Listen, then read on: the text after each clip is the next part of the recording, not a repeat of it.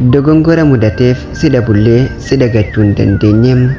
Chikeena durambatu halkan ribana kasa irrafuta huna dawe nide garako nirasa akamina kamtahu akamina kesawasa. Ani maqaan kiyyaa Maatuqaa Gaadham. Xalayaa kana kan hin barreesseef jaalallee koo Maatuqaa Maadhaafim.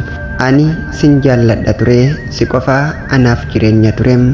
Yeroon si arguu jalqabee guyyaan si bareessanii addunyaan koo jijjiiramee onneen koo tasgabbii argatem.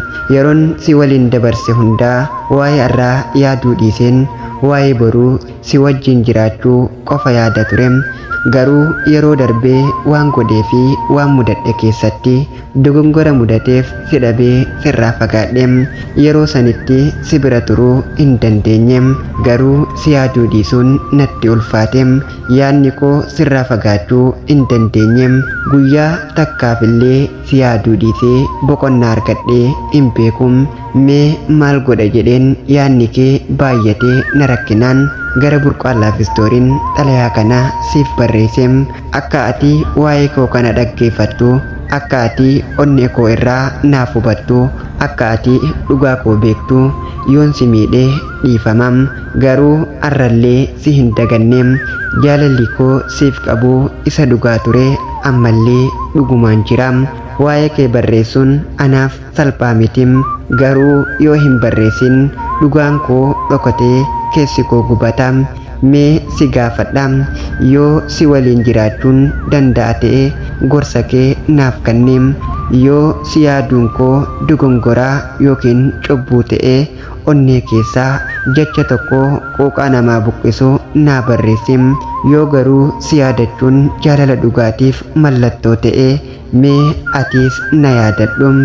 Ani waa'ee koo fi waa'ee kee keessa koo jiru xalayaa kana keessatti siif dabarsem.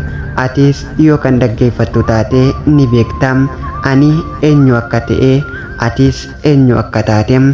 Jaalalli keenyaas akkam akka turem onneen cabxee yoomuu dhugaa dubbattim. Ana kan siif barreessite jaalalleetee Maatuqaa Gaa. Jaalallee kiyyaa Maatuqaa Maa siifim sin jaalladham.